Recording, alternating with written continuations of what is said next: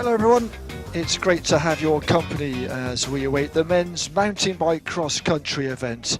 It's a high-quality field with two of the medalists from the London Olympics ready to race, and if the women's race is anything to go by, we are in for a treat. Well, it was real quality in the women's event, which finished just a couple of hours ago, and we're looking forward to an excellent afternoon of competition here in Baku with the men. And we have three of the top riders in the world, all from Switzerland, taking part in this event. So Switzerland having a very strong hand, having won gold and silver in the women's. We're expecting big things of them in the men's as well. But Spain also are well represented in here, and they could well get into the medal places. Yep, a lot of candidates, a lot of contenders for this gold medal. Of course, no Jaroslav Kolhavi, the Olympic gold medalist in London. But we do have the silver and bronze medalist, Nico Schurter of Switzerland, who got the silver. Marco Aurelio Fontana, the bronze medalist. He has bronze in World Championships, European Championships, yet to break that bronze barrier. Jose Antonio Gemeda of Spain, the world champion of 2010. And look at that. Keep an eye out for Akshin Ishmailov, 282nd in the world, but he is the man along with Mammadov, who is the home, not exactly hope, but the man who hopefully will be able to give something to cheer for the home fans. Well, of course, it didn't go very well for them in the women's event. The Azerbaijan representative in that one didn't even manage to complete the first circuit, but both of the men taking part in this event for the home country completed in the test event here in October. That's Akshin Ismailov and Orkan Mammadov. They finished 14th and 18th respectively, and although the course has been tweaked, slightly changed since then, it's still essentially the same track, so they do know their way around. And the locals who have come in to support them, we're expecting a crowd of up to 1,500 people around the course. Will be giving them every encouragement, and it would be terrific to see a big performance from either of those.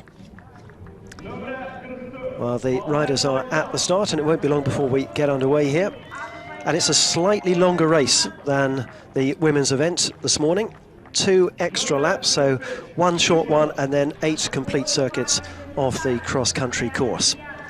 A windy day here in Baku. It's very warm, the temperature in the high 20s. What started off as a cloudy morning has turned into one of plenty of sunshine. The conditions are testing anyway, but the wind makes it even more so, with gusts up to 40 miles an hour. And for part of the course, it will be in their faces. Some of the time it will be from one side or the other, which of course makes things even more difficult than they might otherwise be.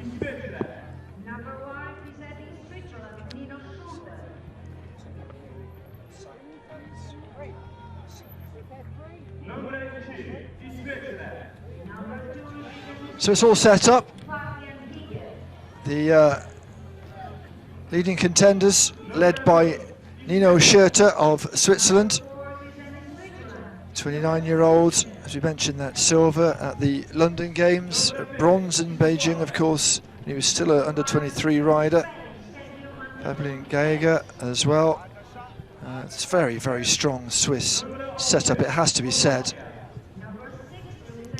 But they do have other nations who are there and in with a chance. Here is the man we were mentioning, Sergio Matagon Gutierrez, 30 years of age now.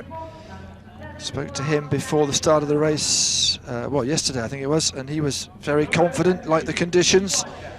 Lamy as well. Don't forget the Portuguese, Rosa. Again, this is really much his kind of course. Hot, dusty. And of course we haven't had rain here in Baku for over a month. Not significant rain anyway. So the conditions will be very dusty and dry out there. Absolutely. Marco Aurelio Fontana, like I said, bronze medal in the Olympic Games. Also bronzes at the World Championships, the European Championships as well.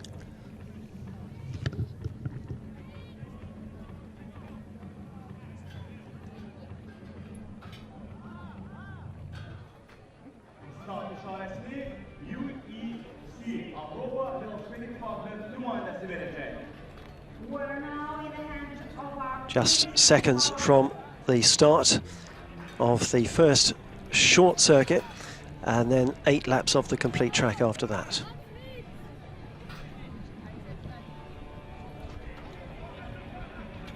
So then, almost ready to go.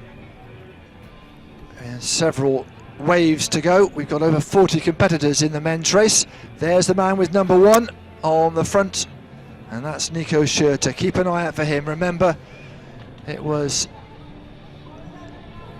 Yolanda Neff of Switzerland, his compatriot, who won in the women's. They've also had success with Spirig in the triathlon. Will it be a hat-trick of gold medals for Switzerland on the first day of the European Games? The weather is far from perfect in many ways for mountain biking, because although it's sunny, as we've already mentioned, a strong wind gusting up to 70 miles an hour, and well, that's a bit of a challenge for anybody. You can see it there as they're going around the back end of the course. That's when, up on the high ridge, that's when they'll feel it. So the preparations, the talking, the anticipation is almost done. We are ready to get underway then in the men's mountain biking cross-country event here at the Mountain Bike Velo Park. About an hour and a half we're expecting, 8+1 the laps.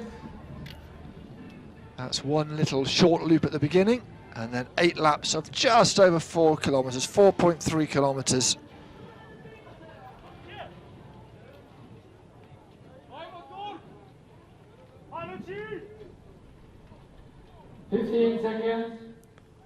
Just a matter of seconds. Here we go. And the second gold medal of the day will be decided in the next hour and a half. The 3 Swiss will lead into the first turn. Schurter, Giger and Flukinger all right up with the leaders as they took the first corner. Manticon is right up there in 3rd or even 2nd place as they go up the first hill though. And it's a really steep hill. It's a bit of a leg burner, this one, isn't it? Because they come around and then they sweep around to the right and up they go again. And if you're at the back of one of those waves, then you're already a long way behind. So that's David Rosa of Portugal, Pastorino as he's known, as he probably have on the back of a football shirt, but there you go. And the Spaniard behind him, that's Sergio Gutierrez, the 30-year-old. The Swiss, who broke well, they were in the perfect position to do so, right in the middle of the phalanx as they left the starting line. They've just eased in to track the leaders now, so the best of those is 3rd at the moment, but they've still got a long way to go. 1 short lap and then 8 complete circuits of the course after that. That's right, and we saw the 3 Swiss riders in the women's race stick together for quite a long time, and then of course they decided, well, it was Neff who decided that she was on her way, wasn't she, about halfway through the race. And what they were saying afterwards, certainly the Polish athlete Woloska, she was saying that nobody really wanted to take the lead because it's such a strong headwind. And you'll see this as we go around after the first short loop onto the main course up by the technical section. It's really up exposed at the top of the hill, but as you can see behind there, and not necessarily wanting to exert all your energy right at the beginning. This is the tight left-hand hairpin. You don't want to be coming to grief there. And we do have some cameras on the helmets of these riders, in fact on the handlebars of these riders, to give you a, well, look at that. It just shows how dusty and bumpy it is, and people coming to grief already. Rossa of Portugal leading from Manticon of Spain in 2nd. Schurter will be favourite for this event today, ranked number 2 in the world. He's up there in 3rd place, right behind those first 2. Bit of trouble on that turn there. It looked like Lindgren of Sweden, who was a bit tightened up on the inside there, but they've all just about got round, just waiting for the last few. We'll see a couple of riders from Azerbaijan as well, who were starting off towards the rear, and so far as we can see, they've actually made it around that corner. Yeah, they're here for the experience. They've been having home advantage, they've been practicing on this for quite some time, but they're not in reality going to keep up with the likes of David Rosa here, the Portuguese rider, the first Portuguese mountain biker to compete at the Olympic Games, 23rd in London, but he's first here at the moment. Yes, he'll be looking to improve on that. He's ranked 12th in the world, winner of the Portugal Cup, so a rider of some experience, and he's actually ranked 7th in this particular contest, so he'll be looking for a medal. Good bird's eye view of that first technical bit of the course. Remember, there's a much steeper, much more challenging bit on the back end of this course, and that's really going to be the challenge for these cyclists. You'll see that a little bit later on. This is the first of the jumps. There's several jumps. I mean, in a way, the cyclists don't want to be too spectacular because you lose time. So get over it, get down and get away again onto the level part of the course that is, of course, the speedier part of this course. And this course is technical but fast, I'm told, which means that there are a couple of technical sections. A little bit of a query there from Rosa as he went through, because of course this is the unusual lap. This is the short little loop as we come round. The women were doing it in about 5 minutes, the men a lot quicker, of course, on 29-inch wheels. If it's a really mountainous course, then they'll be on the 26-inch wheels, but no real need for that. Want to be a bit faster than that because there's quite a few flat sections. The French rider Sarrou has made a very good start to the race. He's actually got himself up into 5th place. Number 15 there on the right of the picture in the blue colours. And the way he's got away here, he's showing his credentials for a contest like this. He's actually done a lot of good work in team relays in the past, but riding as an individual here this afternoon. Up they go, up this really steep climb away from the start-finish line onto the first of 8 laps, of course. Women doing 6. What they tend to do is they have a captain's meeting and they decide how many laps, but the aim generally is to make it a race that lasts around an hour and a half. And what we found in the women's race this morning is we had a breakaway group of between 8 and 10 who dominated the first half of the race, and then suddenly when the gold medalists decided to go, it was all over.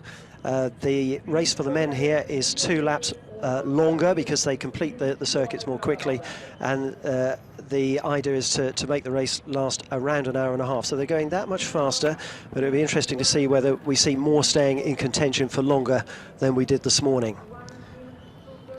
Anything between 12 and more than 20 gears is up to the individual athlete, of course, as to what suits them, but you can see it's a real thing of beauty, isn't it? The gearing system on the back wheels. As we're back again, you can see the effort, the handlebars being swung from one side to the other. Well, right down the field, number 44 just going through, will be well at the back. That's Mammadov of Azerbaijan, one of 2 local heroes competing in the race this afternoon.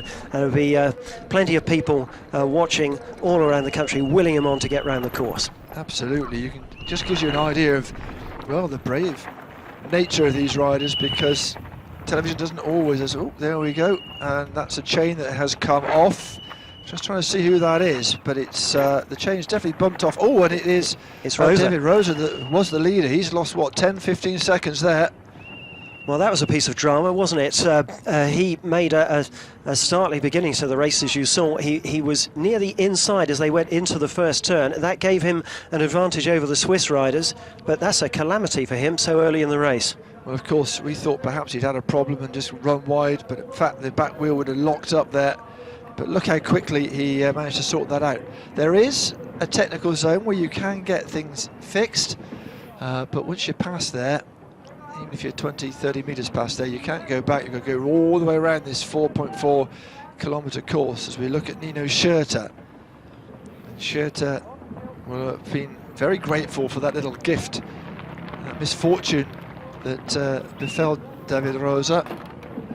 It is great to see Schurter riding here at the European Games, 3 times world champion, and he brings real quality to this event this afternoon. There he is, number 1, leading from 15, Sarrou for France, who's made a really excellent start to the race to get up into 2nd place. Absolutely, he's come from nowhere, hasn't he, the 22-year-old. Also a little bit of form from Sarrou. He won the European Championship, the under-23 title a couple of years ago. So certainly the man who's been racing since he was 10 is looking to get a medal here. Look at the suspension doing its work there. Certainly a very aggressive line. That's the first technical section we see, which is not far after they come up past the start-finish line up and around that big steep hill. and then they come down, and now they're heading back to the back end of this course. Up into third place there, you can see Flückiger of Switzerland. We are looking for a big show from the Swiss here. They've got effectively the top 3 ranked in the competition this afternoon, so to add to their gold and silver from the women's event, they'd be probably looking for all three medals here, but certainly 2 of them. And it'll be interesting to see which of the 2 behind is the one to really push Schurter all the way over the final couple of laps, but Schurter going well at the moment, out in front. There's Rosa just going round. He's way back, isn't he, and working very hard. 7 on his back, and he's just heading off into the distance there as the back markers come around. And like the women's race, we have a leading group. Number 4 is Lucas Flückiger of Switzerland. Kirschbaumer of Italy has got right into that leading group. Number 11 on the left there, he's come from some way back. He was 13th at London 2012. So that's a good performance for him, because he was some way back when they started. But what have we got here? We've got a group of maybe about a dozen who seem to be exerting some kind of control on the race at the moment. A couple of Italians in that leading 5 as well, and they're a very strong team. And that gives you just some idea of, how tricky it can be. And Ismailov is over, and we have a view of the sun. And another competitor trying to get past. It's so difficult. If you're not experienced, you might well find yourself getting caught out. But that's the danger. You see a lot of these athletes. I certainly saw them a couple of days ago when we were looking at the course, and they were practicing and checking their lines and also the technical areas. We were seeing how many bumps and bruises and grazes were on them, and there's quite a few, because it's part and parcel of the game, I'm afraid. Switzerland 1 and 2 at the moment, with Flückiger taking over from Schurter just for a while anyway.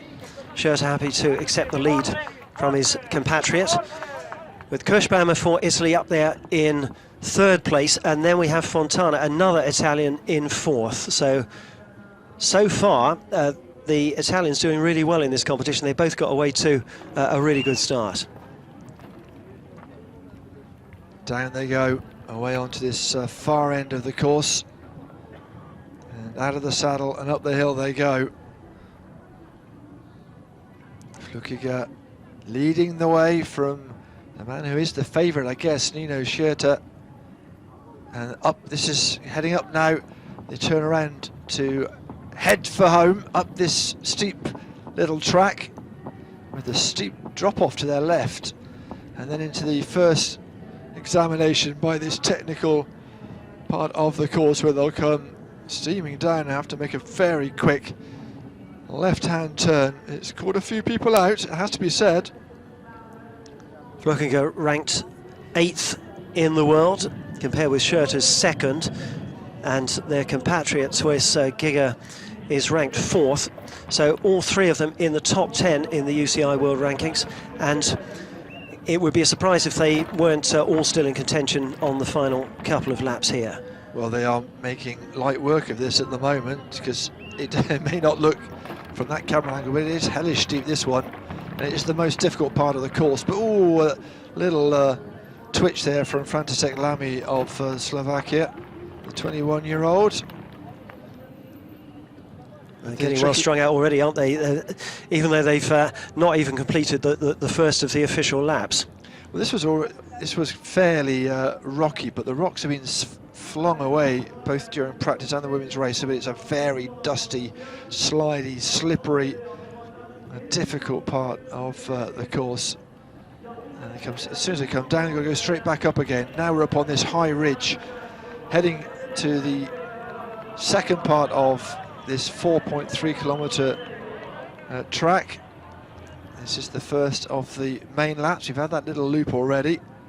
There in the background you can see some of the Spanish riders. There was Gutierrez wearing 5, but strung out but within touching distance. They're not as, it's not as much cat and mouse as we saw in the women's race, but different lines there from the Swiss as they go over that mountainous part and back onto the track again. As you can see, they're riding in pairs now, 2 Swiss, followed by 2 Italians and 2 French. French riders Marot and Sarrou. Sarrou just ahead of Marot in 5th place. Marot is 6th. But still, Flukinger leads from Schurter for Switzerland. And we still haven't completed the first of the 8 official laps of the course. There's Flukinger, number 4, leading Schurter. Number 11 is Kirschbaumer for Italy. There's a little gap then to Fontana, another Italian rider. Then we see Sarrou for France, Marot for France, the second of those on the blue jackets. And here they come on the next section of the course, and you can see there just how windy it is here this afternoon. The wind whistling through the trees. There's the update. Well, that's after the opening loop, of course, so we've already had half a lap after that, but that's how they look there. But as you were saying, the Swiss have come to the front, the Italians have a couple up there as well, and Rosa had that misfortune, of course, with the problems with derailment somewhere earlier on in this lap. And Manticon has dropped down through the field after a very good start. After that very first short circuit, he's now dropped back out of the first 6. But he's definitely one to watch here today. And the 2 Spanish riders are both in contention for a medal here if they can ride up to their best. They've got a little bit to find on the Swiss, but they have got tremendous experience and plenty of good performances to their name in the past.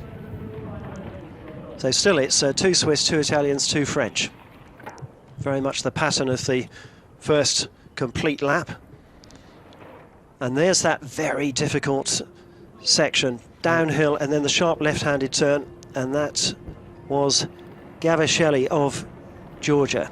Whether or not he recovered from that, we'll find out when we see him continuing later in the race, if indeed he is. Yeah, I'm sure he is. Here we are heading towards the end of the first lap. That's the shooting range you can see over on the right hand side for the shooting events coming up in a few days time. That's the outdoor, of course, shotgun venue, and next door to that is the indoor rifle and pistol venue. Just a little look down at his bike there from Lucas Flukiger, and just paused, almost missed getting his drink from the second part of that double technical zone. Well, the Italian Kirschbaumer has now moved up into 2nd place to chase Schurter at this point, with Flukinger, who had a share of the lead early on for Switzerland, back into 3rd.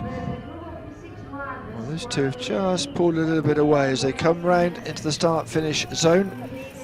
Kirschbaumer of Italy is looking pretty good and pretty comfortable. Schurter, though, the favourite, the 29-year-old, still in the lead. Little look over his shoulder, because they'll take a very wide line hitting the apex, almost like racing drivers in motor racing.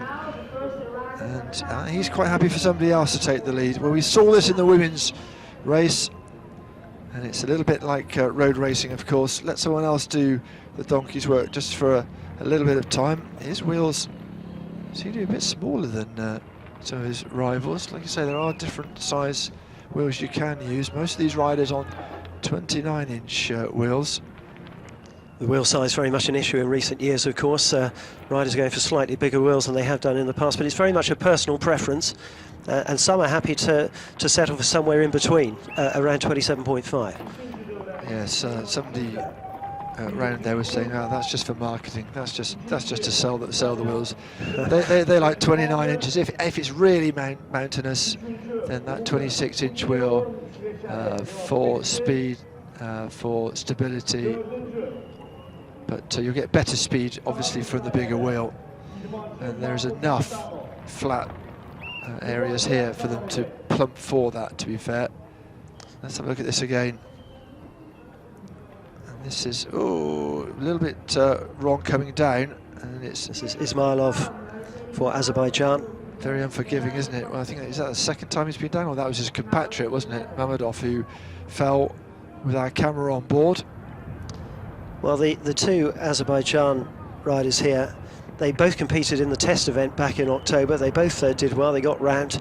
Ismailov in 14th place, Mamedov in 18th. But this race here this afternoon is the real thing, and it's really going to sort out the outstanding riders from the very good ones. Now you see pressure really being applied from the front. The leading 5 have got away now, and one of the French riders, Marotte, who was quite a close 6 early on, he's dropped off his compatriot Sarou, who remains in 5th place. But they are only halfway round the second circuit, and they are very well stretched out. Marotte, you can see there, number 14, just about hanging, trying to get himself back into the race. He was a bit further back than that a minute or so ago. He's desperately trying to cling on to the leading 5. Well, Coach Barmer will be pleased with how he's come through the field. 13 in the mountain bike event at London in the Olympic Games. And he's certainly a man full of confidence. That's what this man be. What hasn't he done? Well, didn't get the gold at London, got the silver behind Jaroslav Kolhavi of the Czech Republic. Love to have seen him here, but he has a knee injury, so he's having to rest a little bit.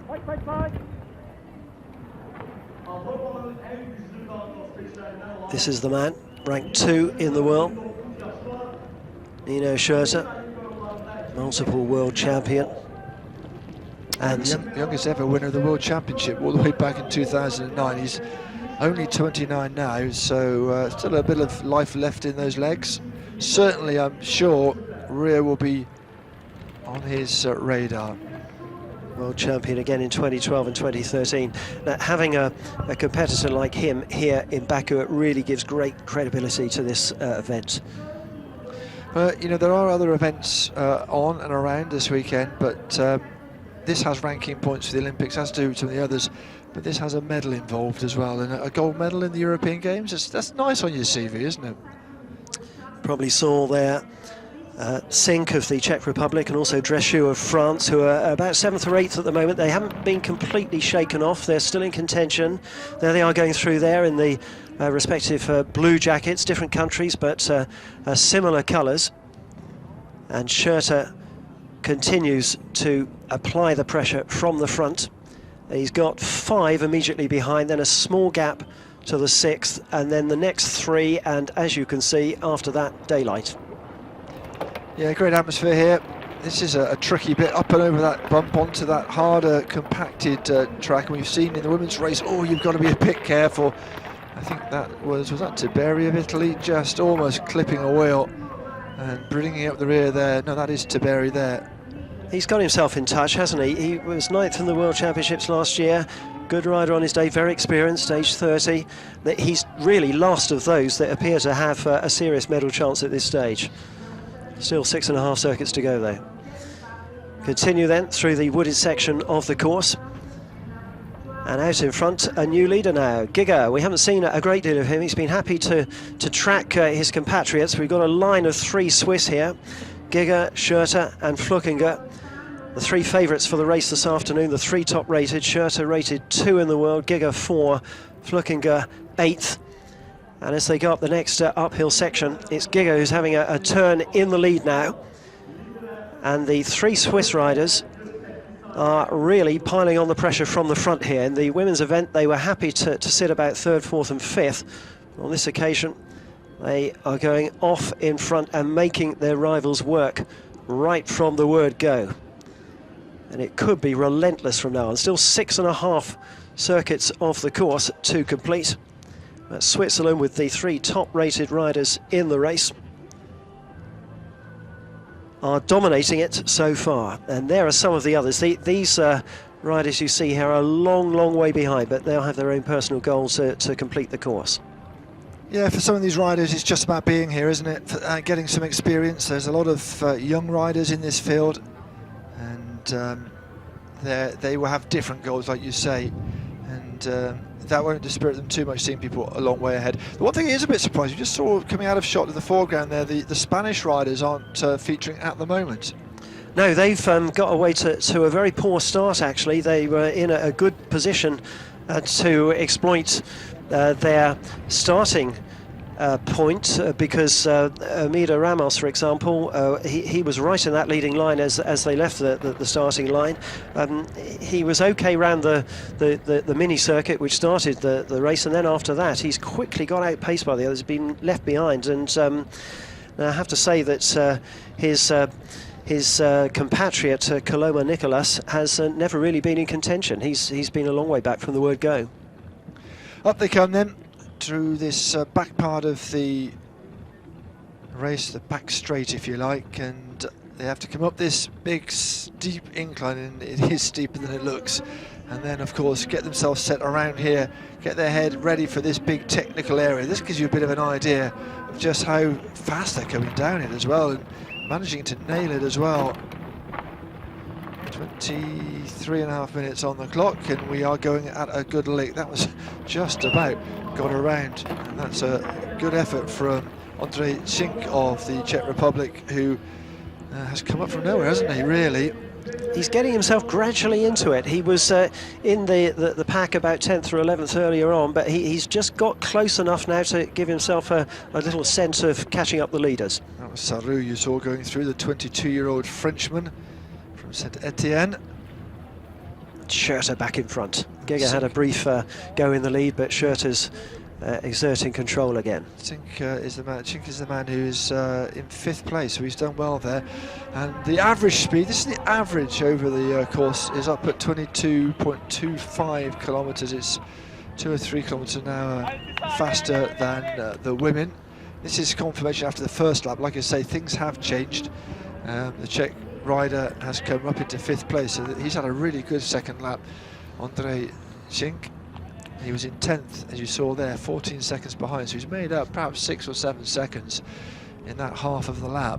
He's still in his mid-20s, so he's probably still got a bit of improvement in him. 14th at London 2012, 8th in the World Championships a couple of years ago. He's just the sort of rider who would be an outsider for a medal today, but he'll be doing everything he can to get into that bronze position. Well, on his day, you know, he can do it. He's been second in a World Cup. He's won the World Junior Championships. So, you know, he won't be fazed by this particularly. But it is very much about the leading 10 or 11 and this enormous gap back to everybody else. And the problem is, of course, once you get detached from the main pack, it's so hard to get yourself back into contention again, because there's nobody to really compete with. See Fluckender on the left there, Kirschbaumer of Italy. And then the Czech Republic representative, Čink, as you say, has made a lot of ground from the middle of the field to get up into that chasing group now. Just trying to see where Schurter is, but you're right, there are Swiss riders there. Now, is that Schurter who is gone away from everybody? Oh, let's have we'll try and work that one out. We'll soon know, because we'll see him going through the start-finish line again. This is Helmig of Luxembourg having a little moment at the foot of that hill. That is one of the most difficult parts of the course. We've seen plenty of action there, both in the women's event and also here. There is the breakaway, and we said that we couldn't see Schurter in that group, and he has broken away, and he has gone a lot earlier than Neff, the woman, did. She went about 3.5 laps in, and he has gone. Little look up and over his right shoulder, he'll be able to see the pursuing pack, but I wouldn't be surprised if that's not a 10-20 second gap, perhaps a bit more than that. Yes, more than that, I'd say.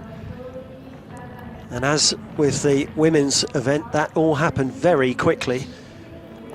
Here are the second and third coming through. It's interesting that it happened at the same point. We were looking at the standings. Meanwhile, on that back end, when there's a little bit of an incline, he just put the afterburners on and away he went. So it's Schurter, the big favourite, over those bumps, around this rocky technical part.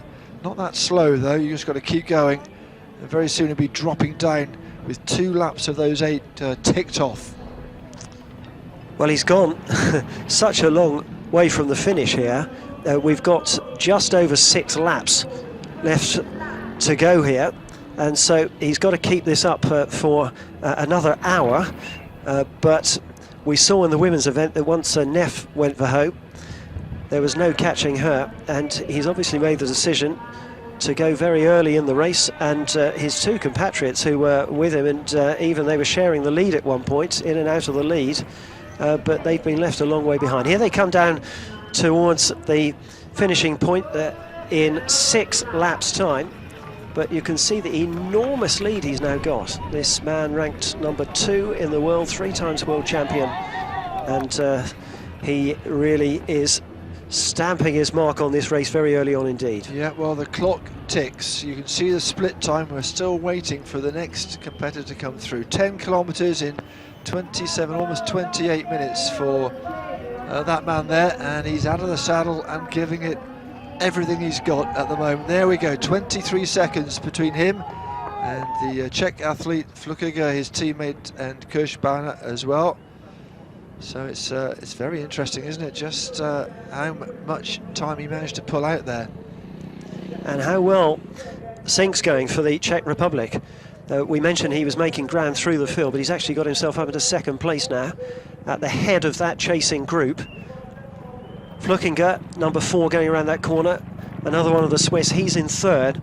But the battle at the moment is for silver and bronze, with the leader out in splendid isolation, but still with just under 6 laps to go. And once again, we have to pose the question. In the case of Neff in the women's event, she timed it perfectly. She finished the race off in a matter of seconds, and that's what Schurter is trying to do here. But there's a long, long way to go. We've still got an hour of the race left. Marvellous shot of the escarpment that they cycle around. It's hot, it's windy, it's tough out there, but this man, well, he's one person who doesn't look like he's in any particular problem at all. Up and heading towards that first technical part of the course. He is really doing great stuff here. He's pulled out that gap of, what was it, 23 seconds or so. You imagine by the time we come round again, it'll be even more. Well, he's a long way out in front. Schurter for Switzerland. We have Sink of the Czech Republic in 2nd place, but you're going to have to wait several seconds for him to come round. Then Flukiger for Switzerland in 3rd. Kirschbauer for Italy, still holding 4th place. He was sharing the lead in the early part of the race. And then we have Marotte for France, who's still there in 5th, and Giger for Switzerland in 6th place. So the Swiss are still there, all 3 of them in the first 6, but at the moment, one of them, Schurter, has slipped away from the others. This is the chasing pack, and you can see just how much energy they're expending, keeping together. This man out on his own, though, Nico Schurter. And he looks comfortable. He's really putting the power on, but he doesn't look in any particular discomfort, does he? Just focused, and certainly his rivals will be thinking, what can we do, if anything, to catch up with him? I guess in a way you race your own race, and if you catch up with him you do, and if you don't, well, then he's the better man who's won the race. Czech Republic still 2nd. Fontana of Italy is last of that chasing group of 6. So the pattern of the race at the moment is this man here, Schurter, way out in front. Then you've got a group of 6 who are tightly packed, many seconds behind now, and then the rest even further back. So it's 1 versus 6, apparently, for the silver and bronze medals, assuming that Schurter keeps up this relentless early pressure. And the Spanish nowhere to be seen. Spanish have had a very modest start to the race. They were certainly well placed to cash in early on, but they didn't last long, and we haven't really seen a great deal of them. And Rosa, the Portuguese, who was leading until he had that problem with the bike, he's down in 14th after the last lap was done and dusted. 2 Spaniards back in about 9th or 10th place when they passed the point with 6 circuits to go. They've got a lot of cycling to do to get into a medal now. That's Jose Antonio Almeida Ramos, to give his full name, and Sergio Gutierrez. They're both, I guess, in the twilight of their careers. Ramos is 36 and Gutierrez is 30, and although first mere mortals, that's quite young. You know, when you've got to put this much effort in, that can be tough. Through the trees he comes then. Nino Schurter, the Swiss man at the front of the pack, certainly bossing this race as the chasing pack, there they are, and it's Chinku's leading them through.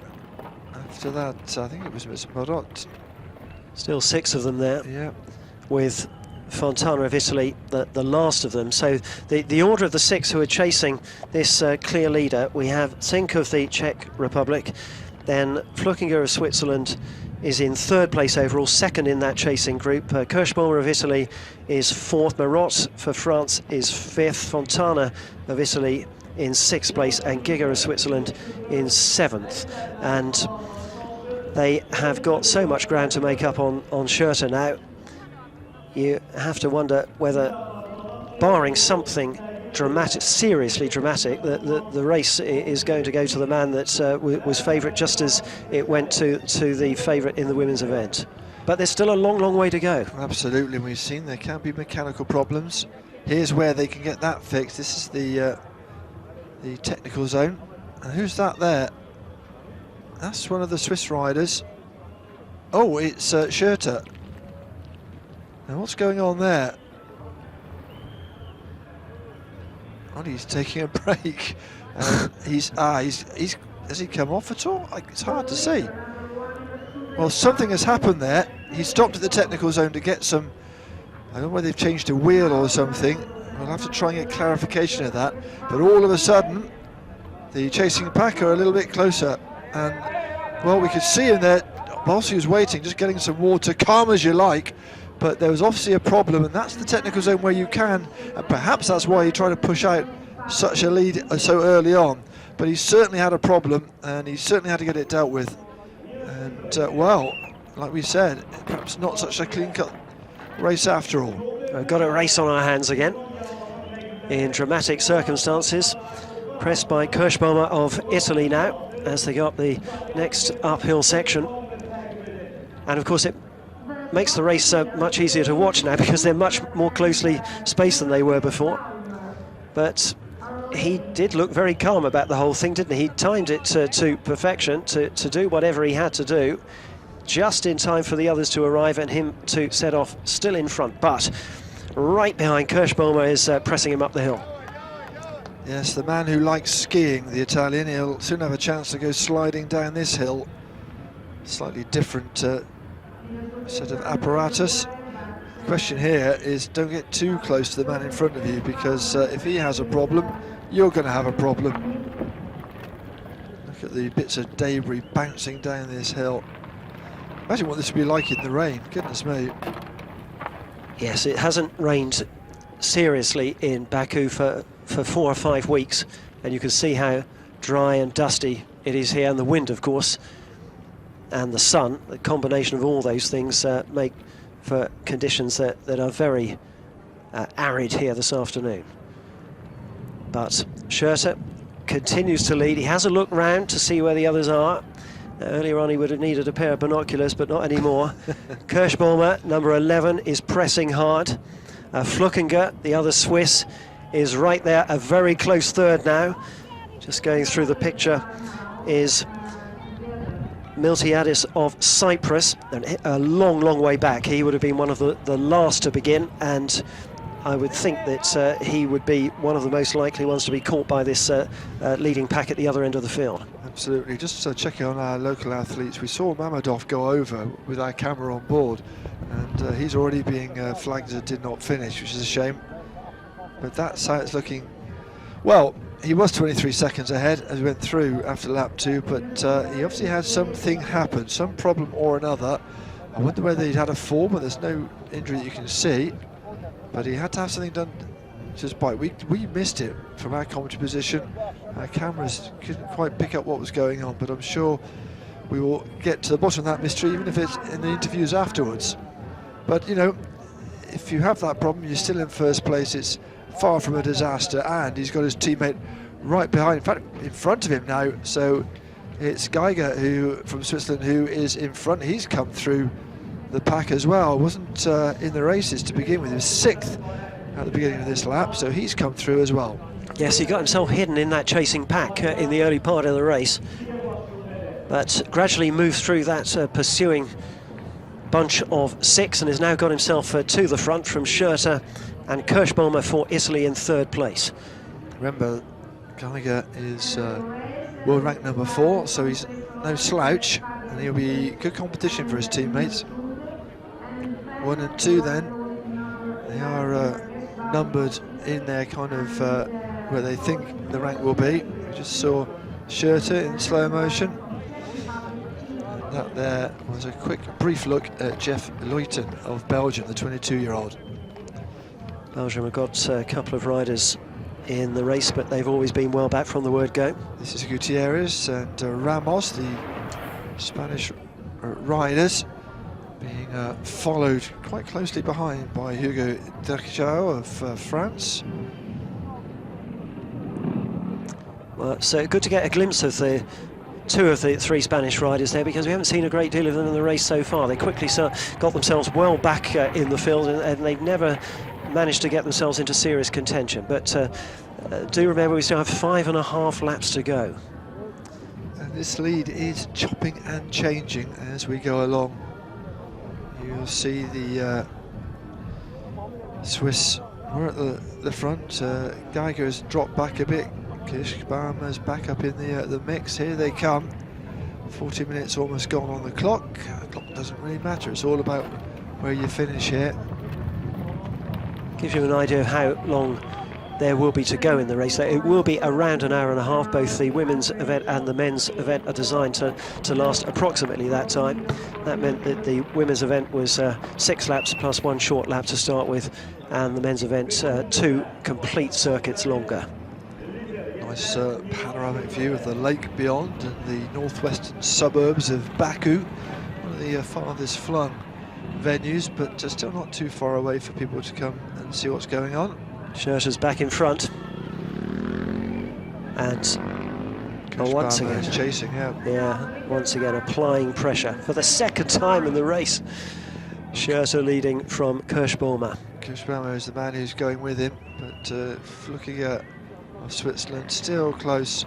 So this 23-second lead is certainly disappeared in the blink of an eye, and a technical problem here. Just do the same thing again, look over, let someone else take the donkey's work here, do the donkey work, and it is anyone's race again. And you just wonder whether Schurter has just slowed and regrouped, and will be a little look over the shoulder from Geiger, thinking, where are you? Where's everyone gone?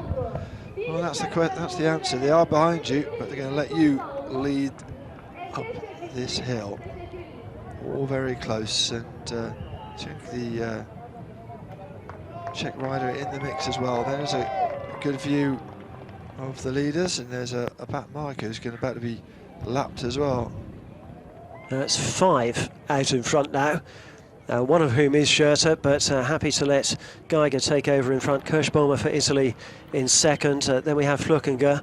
Then Schurter back into 4th place, and the last of that main group is synced from the Czech Republic. The 2 French riders who were right up with the first half dozen earlier on, they've dropped away.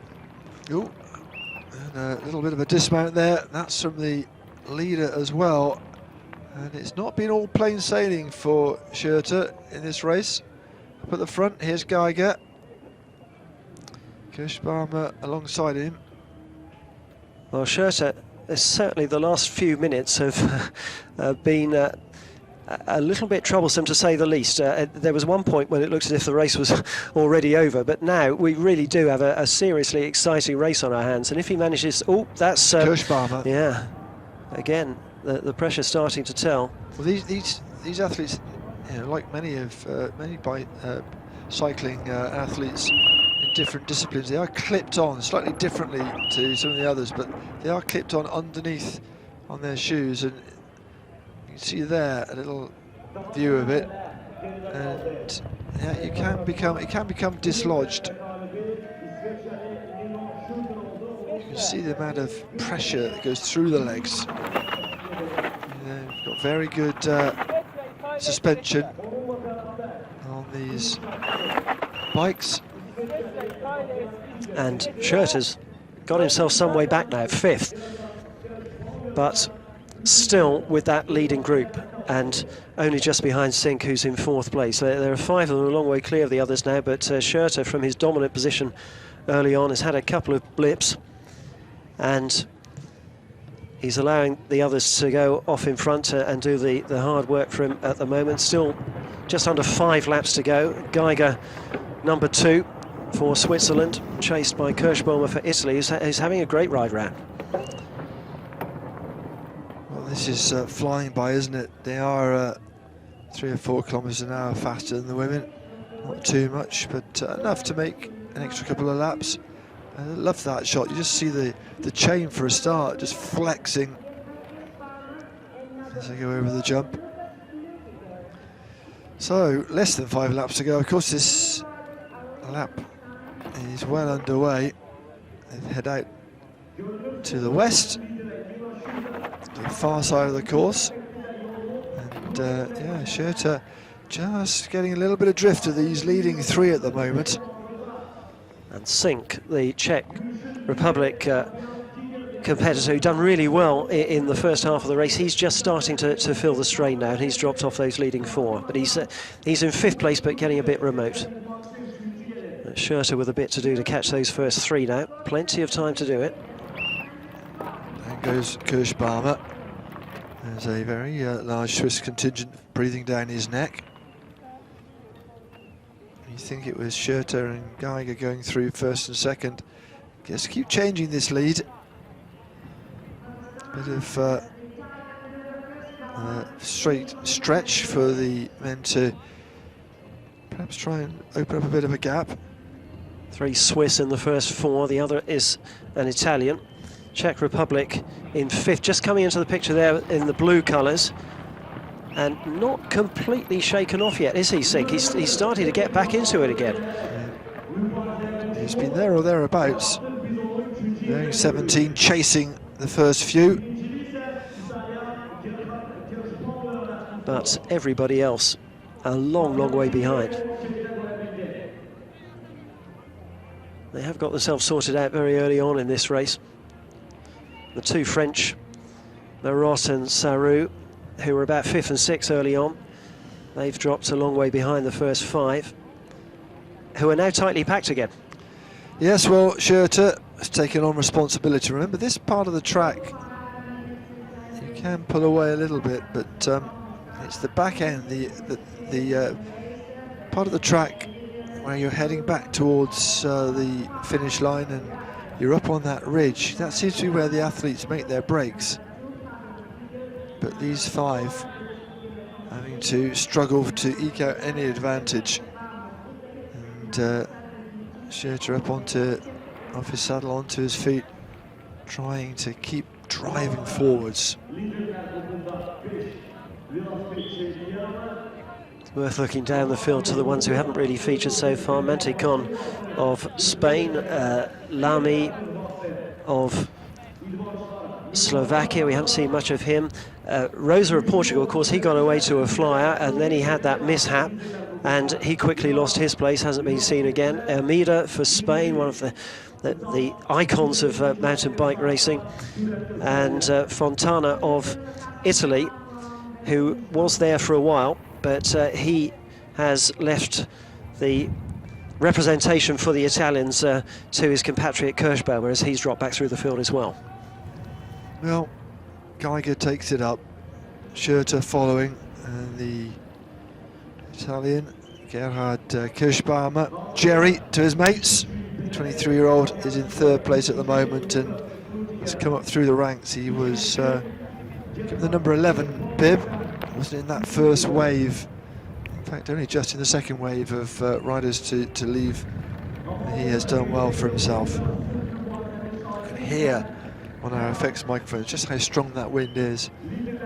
40 mile per hour, I guess, about 70-75 kilometers per hour, and it's a little less than that most of the time, but it's still extremely breezy. You can see the wind on the water in the lake down below, just chopping up the water a little bit, and this is where they go into it, the wind into their faces now, as we head towards this technical downhill sweep with a a sharp left-hander at the bottom, just getting themselves ready for that. Don't need to stop and compose themselves. They've practiced this enough in the last few days. But it could catch somebody out. You can see the plumes of dust being thrown up. And if, of course, you do have a bit of a slow go-around like Jink they did there, then, of course, you've got a bit more catching up to do. Just a little bit more effort in those already tired legs.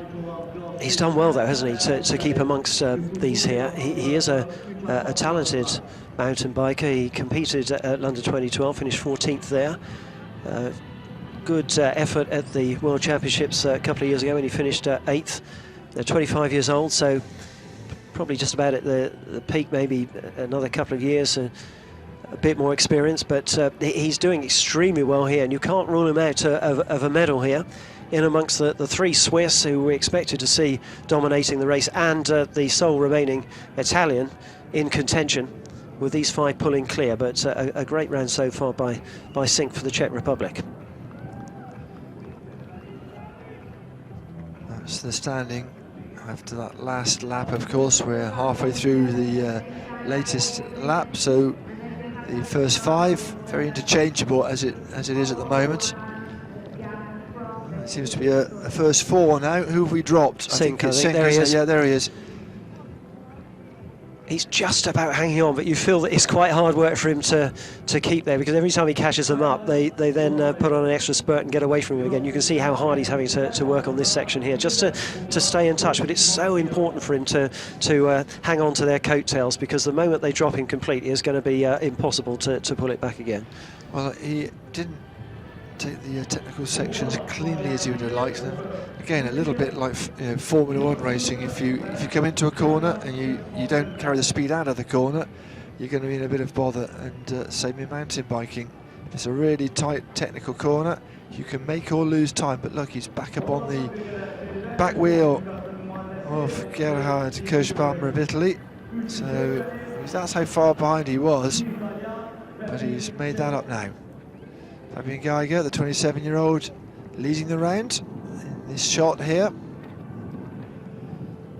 At the moment, it's Switzerland with Italy representing the rest of the world, and the Czech Republic doing its best to hang on in there. That was Drasho, by the way, of France, going around the technical section over the slats, which means we're not far away from getting towards another lap completed here. About an hour and a half this will take, so we are more than halfway through, and it's Switzerland, and then Switzerland at the moment. Remember, this first day of competition, a bit of a triumph for the Swiss. They've won the women's mountain bike competition. They have triumphed elsewhere as well, so they're having a very good European Games so far.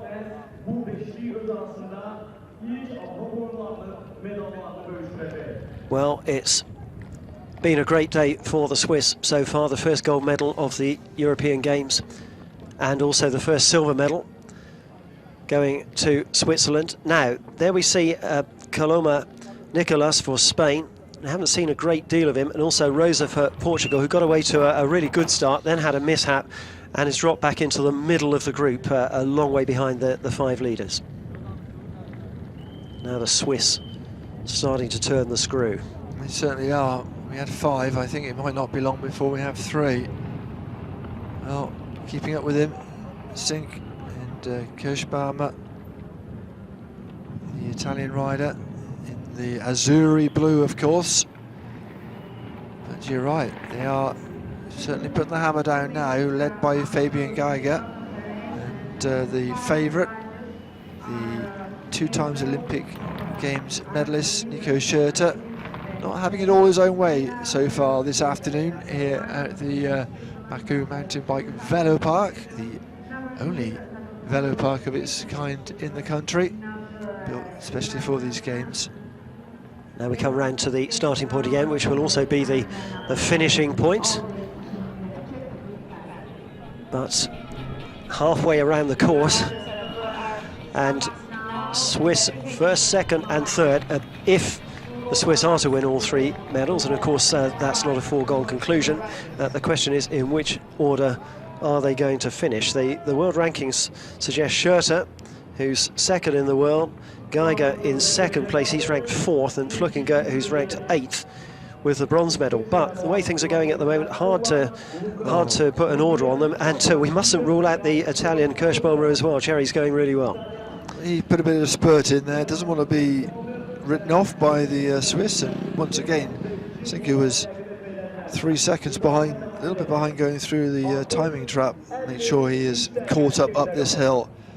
So up they go, and then down they will drop through the first technical of the course, and then it's a little bit flatter, a little bit more of just a straightforward race. Flückiger having his share of the lead again, and meanwhile Sink for the Czech Republic hangs on to the leading 4 grimly. He'll be making it his own personal ambition to get into those medals there. You just feel that it's just been proving just a little bit too much for him over the last couple of laps, but as long as he's there in 5th place and close enough, it will only mean one small thing to any of those in front of him, and he could well get the bronze, or who knows, even better. And he's putting up, I think, a tremendously genuine effort to get himself into the medal positions. Another climb. Yep. Another climb for them before they start to, you see, head back down to the other side of the course. There's a climb back up onto the back end of the course. That really difficult technical section as well. But now it's the descent, not exactly through the trees, but around the trees. Very gravelly around here, dusty in other places. And this is where we saw Rosa have his problem coming around this right-handed sweep. Of course, by now they've already been round several times, so they've had a bit of practice. They know where things might have happened before. Flückiger here, one of the 3 Swiss who is dominating the race at the moment, along with 1 Italian and 1 from the Czech Republic. And there, Schurter, who's had a couple of moments during the course of the race so far, one of them hidden, and the other one we saw very clearly. And although he is the top-rated rider in the race, it would still be remarkable for him to go on and win the gold after what we've seen happening to him here. He's put himself right back in with a chance. This is Mantecón for Spain. Spanish riders have been taken right back in the field from the word go. They've never really been in contention, but Mantecón, who competed at London 2012, is ranked 10th in the world, so he'd probably be a bit disappointed that he got out of touch with the leader so quickly in the race. That's Ramos, his teammate, just 5'8", diminutive. We spoke to him before the race, and they were very cheerful about this course. They felt it suited them perfectly. They thought they'd stick together, they'd ride together, and they had every chance. It just hasn't worked out. He, of course, won the world title back in 2010. We mentioned him as a possible rider to be in contention at the moment. Well, when they went through last time, where was he? He was down in 6th, but I think he's a distant 6th, and probably might not even be that at the moment. Yes, he's leading that mid-pack, but he must be about a minute behind the first 5. So a lot of work to do on the final 4 laps. The Swiss 1st, 2nd and 4th, and still the Italian Kirschbaumer right amongst them. Heading towards the hour mark then, heading towards the 2/3 mark of this race. Although it says 4 laps to go, bear in mind that there will only be 3. They're heading towards eating up the kilometres of this lap. Perhaps it'll be a little bit more than an hour and a half, but that's what we were told they were trying to engineer. Extra couple of laps for the men, but it's not actually. I reckon perhaps if it was 7, they might finish on an hour and a half. We'll see, because they are about 3 kilometres an hour faster than the women. And whether that makes, well, faster than Yolanda Neff, who was much faster than anybody else, if the truth be told. Yes, the women's race turned out to be one-sided from halfway, from the moment she went for home. The race was as good as over. And although we did see a sudden... Just interrupt there very briefly, because here comes the Czech rider. Well, he's going to have a little attack now. And, well, fair play to the 24-year-old. He's been hanging on and hanging on. And now he thought the time is right to go. Look at the state of these guys' knees. Years and years of being bashed and abused. Full of bruises, scars. But it is the sport they absolutely love.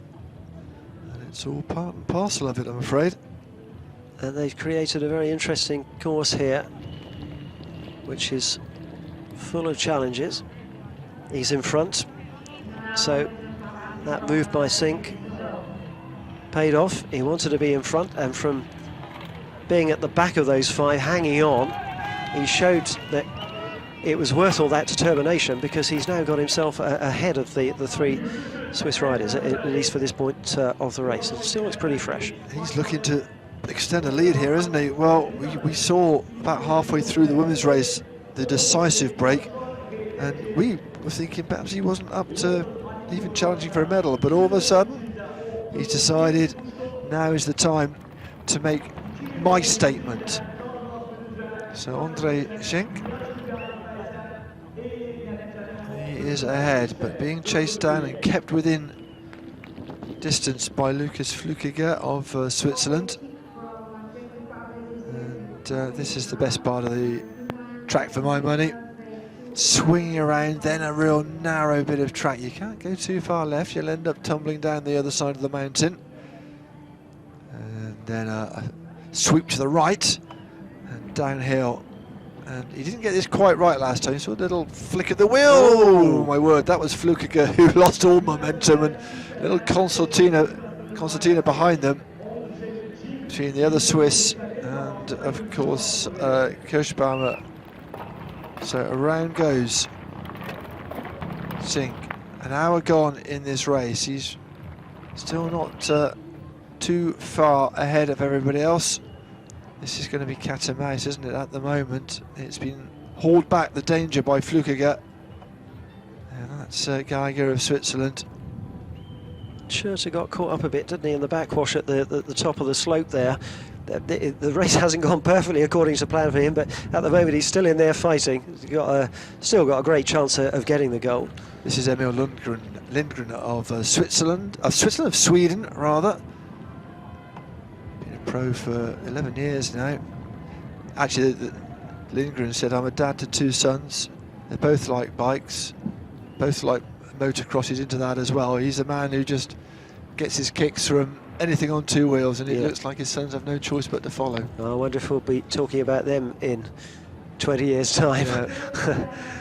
Yes, Emil Lindgren being their coach, yeah, probably. This is the standings, like I say, after the fourth lap, but we are almost half a lap round since then. And that's the look, that's the ridge that they have to cycle into the teeth of the wind. Look how high up they are. It's a marvellous shot from our little drone. See the outskirts of Baku. The wind was supposed to drop slightly this afternoon, but it's still pretty fresh out there, and at various points of the race they'll either be riding straight into it, or it will be either from their right-hand side, their left-hand side, trying to keep your balance while you're thinking of all the other things you have to do on a course like this. A sudden blast of wind is the last thing you need. And it'll be on their mind. The athletes' village is near the stadium, back into town, and it's pretty breezy around there. Our accommodation, the media village, is next door, and I happen to be on the 19th, the top floor. You walk out there onto your patio, as I did for the fireworks for the opening ceremony, and yeah, you've got to hold on to everything because it's very, very windy. And a bit like here, you'll find certain areas more susceptible to those gusts of wind than others, and they'll know this from their practice. It was pretty mild during practice, but it was still breezy during the week. Still the same five though.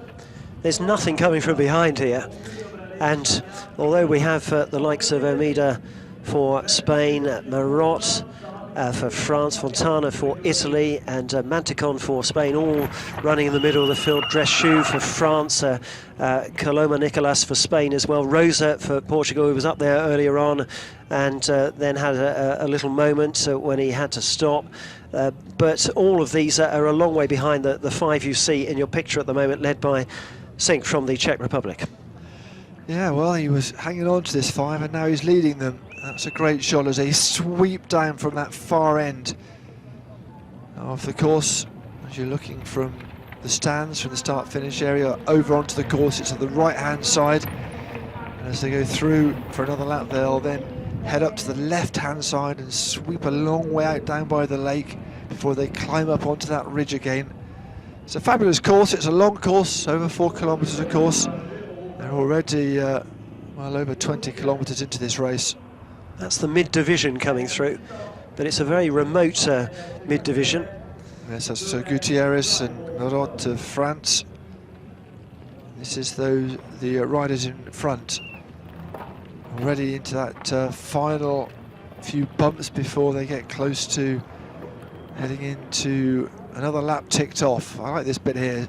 Coming in, you can go slow if you want to, but if you want to keep up the leaders, straight over the rocks, thank you very much. Geiger, the last of that leading group of five now, one of the three Swiss still in contention. Now, he's been in the lead a few times during the course of the race. They're just getting a bit behind the fourth one there. He's still in contention though, still these leading five, battling for the medals. Oh, was that a fall? I know it wasn't, but it was a bit of trouble for Coach Barmer, who missed the first bottle, got the second. I just wonder whether there was something had happened there, but no, they're all together. It was, whether it was another Italian coach or whether just somebody, they're all very sportsmanlike in this sport, just passed a bottle on to him. He managed to get the bottle the second time round. As we head in to tick off another lap, just 3 to go. Now they come through the start-finish line. Who's first and who's fifth is a little bit academic. There we go. Zink takes his break from the front. I wonder whether this is going to be a sprint, a half-lap sprint towards the end. We'll have to wait and see, because they all look like they're happy just to stick together. Who's that bringing up the rear? It's Geiger. Geiger, yep. Just drops off the others, but they're still close enough from there, and it looks as if he's going to make a bit of an effort up the hill to catch them up. But the gold, silver and bronze will, barring something sensational, go to 3 of these leading 5, and at the moment it's impossible to call. Yes, don't go anywhere, don't go make a drink in the next half an hour, because something might change in the blink of an eyelid. Up we go then, up this real tester of a hill early on in this lap. Less than 3 laps to go now. They've done 24 kilometres of this race. They're still on it, aren't they? Still 100%. The only time they ease off is on the tarmac. They'll take a little drink, invite somebody else to take the lead, and away we go again. That area on the tarmac is right next to the shooting centre here in Baku, and it's the starting and finishing point of this race. I just wanted to say we're still waiting for anybody else to come through that starting finishing point, so they really have pushed away, haven't they? And look where they are as they come down, right at the back of the saddle, getting the balance right, and then once they've done that little technical area, back up on the saddle. It's fascinating to see how they do this, watching them come down that really steep technical section, leaning right back behind the saddle, making sure they're secure in what they're doing. Lurkinger leading, Schurter back up into second place, Kirschbaumer for Italy is third. And having taken the lead briefly, Sink for the Czech Republic is just giving himself a little bit of a breather here, back into fourth place. And Geiger, the third of the Swiss riders, is back in fifth, just a little behind the first 4 now. Just coming into your picture at the top there, and about to be the last one around this corner here. But he's certainly within touching distance at the moment. There he goes, the 27-year-old. Second in the Euros last year, of course, and a winner of the Euros under-23 competition back in 2009. Beautiful blue sky here in Baku now. It was cloudy this morning, the first clouds we've seen in a week here. But it's turned into another very warm afternoon. If you get out of the wind, you can really feel the heat of the sun. Temperatures up around 28 degrees. Yes, we've had a couple of 30s. We had a little bit of rain I saw forecast for the next, not tomorrow, but a couple of days. But still hot, still in the upper 20s. But then the sun returns and we're into the 30s again. But they have to get ready for all sorts of conditions, these riders, whether it's the mud, wind and the rain of Northern Europe. And here, of course, we're about as far east as you can go before Europe becomes Asia. Kazakhstan over the sea, of course. The climate here is varied, though. The warm summers, I would call it perfect holiday weather. If you like to go to the sun, it's warm. There's usually a cooling breeze. It's known as the city of winds because there always seems to be a breeze blowing, although it is a particularly strong one today. But the winters are quite chilly, and the best time to do mountain biking for real outside competitions would be between spring and mid to late autumn. The winter not really a suitable time, although they are the hardy souls who go out 12 months of the year and do it. There are, they need their fix. Just the four then, we're just looking for Geiger's. He's what, 10, 15 metres behind. Still not too bad for him, you can see them. Okay, go. This is the tricky little flip up onto this slightly harder surface. A bit of effort, everyone off their saddles. Geiger at the back there, just about in touch with them. He's managed to claw his way back into contention. There was just a moment at 30 or 40 seconds ago when it looked as if he was going to drop off them. But these five have dominated the race really from about the second lap. Just the two French, Marot and Sarru, were chasing early on. Nobody else has ever really been in it since the point when Rosa of Portugal dropped back through the field with an early mishap. And we haven't seen anybody else ever looking remotely likely to get into contention. They're about, a minute and a half, more than a minute and a half behind. Gutierrez of Spain is the next best, but he was through the time gun on the start-finish line at 1:06.37, and Fabian Geiger was there at 1:04.55. That's a great shot, isn't it? Absolutely lovely to see these super slow-mo shots, because when you're watching for real, they're gone in a blur and a puff of dust as well. Just a reminder too of all the things they're going through the riders' minds as they take the technical parts of the course. It really is so important to keep that concentration up. Just one stone, just one grain of sand could be enough. Absolutely. Get some water on board, keep those fluids, and you see those gel packs as well. If you're foolish enough to run half marathons, or you see those being handed out as well. Absolute lifesavers. Little rush of energy, bit of something to keep you going, little sugary pack, and all the support staff there will have everything that these riders need. Some just happy with water, but others will like those little energy packs as well. Schurter back in front, and for the third time in the race is exerting pressure on the four immediately behind him. Less than 3 laps to go. The Italian still right in there in contention. Kirschbaumer and Sink for the Czech Republic, the other one who's trying to spoil the Swiss party this afternoon here in Baku. So then, I was about to say, up we go, ready for the technical section, but why not just pause and just look at the engineering beauty of that derailleur. It's certainly working like clockwork from where I'm standing. And they have to. And the thing is, it's not just getting the power on, it's also being strong enough to withhold this. You don't want your chain to come bouncing off like most of our bikes. As mere mortals, you'd be in a bit of a heap by the bottom of this. technical section, but they've practiced it and practiced it scores of time. In fact, they weren't just going around the course, they were doing this and then doubling back on themselves and having another go. And so they made sure they know how important that is, because if you're flat on your back and you've broken your bike, then that's not really much point continuing. And after they've taken that sharp left-hander there at the bottom of the hill, the course does narrow very significantly. You go too wide and you're going to hit the rocks.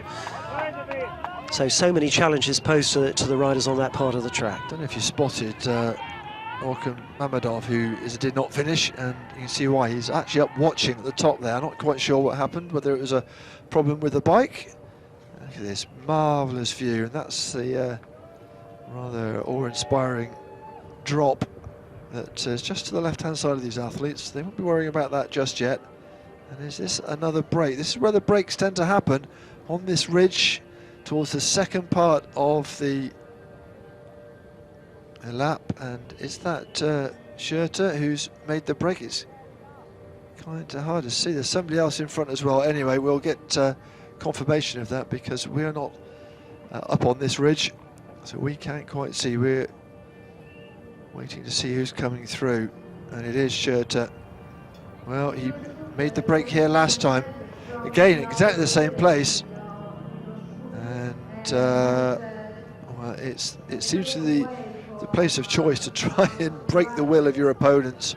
And he is out of the saddle, and he obviously has a gear that suits him, and he's got his head down, little look over his shoulder just to see how well it's going, and I'd say pretty well. Well, this is the third time in the race he's applied pressure from the front, and of course there have been 3 occasions during the race where things haven't gone according to plan. There was the stop after the first couple of circuits, then there was the slight skiddy slip that we saw, and then he got caught up and there was a bit of a traffic jam at the top of that technical area coming down the hill a few laps back, but he's overcome all of those. That is no longer the order that you see there. It was the standings after lap 5, but as we've seen, the favourite for the competition, the men's mountain bike, Nino Schurter, has made a dash for glory.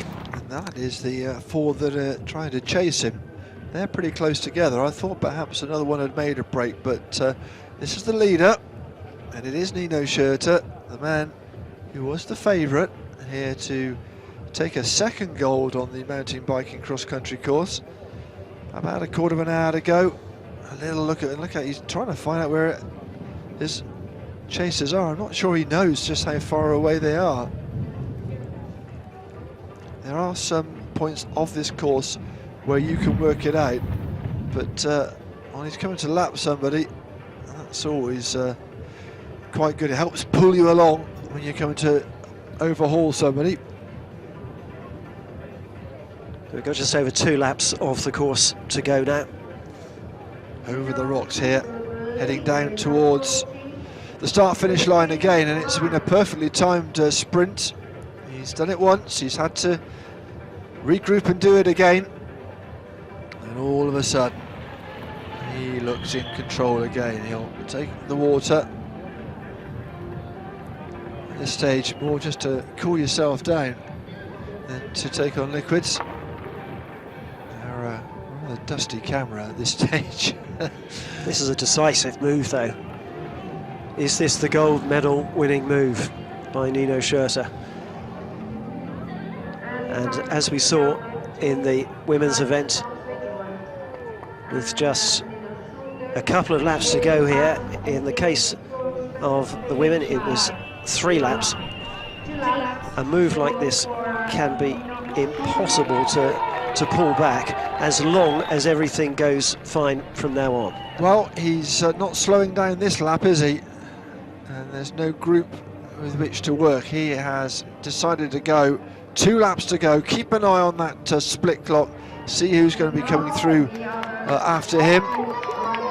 There we go, 19 seconds between him and Flückiger of Switzerland, and Geiger is a 1-2-3 for Switzerland at the moment. Where's everybody else gone?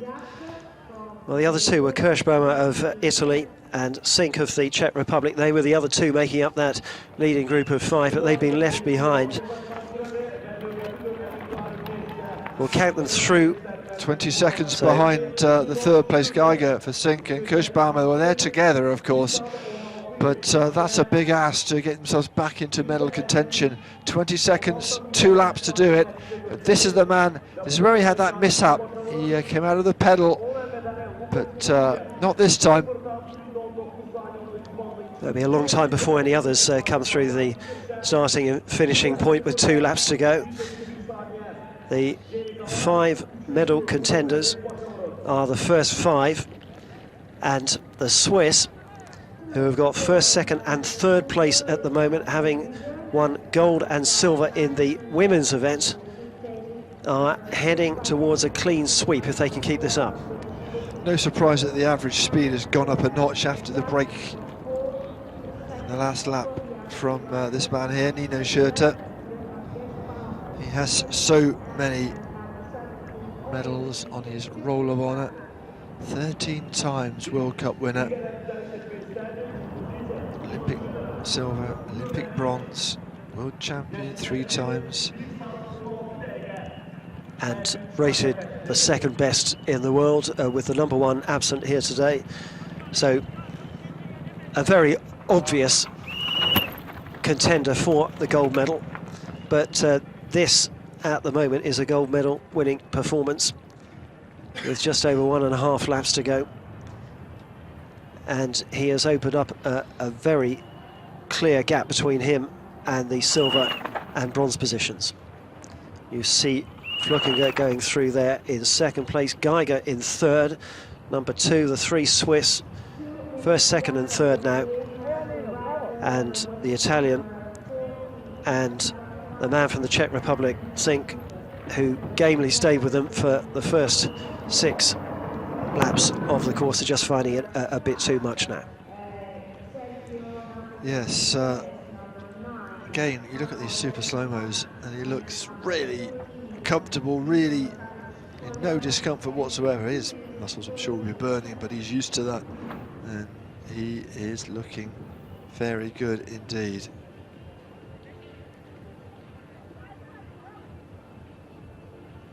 Are those the legs of a gold medalist at the European Games?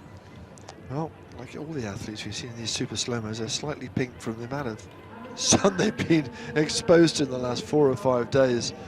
Slap your factor 50 on, but you're still going to catch the sun. It's a great little shot, isn't it? We were forecast a bit of cloud here in Baku today, but it quickly disappeared. So it's added to the test for the riders out there today in combination with the wind. But the course sorted them out from a really early stage. After we'd gone the first couple of laps, we had a jolly good idea of who was going to be involved in the finish here. And something like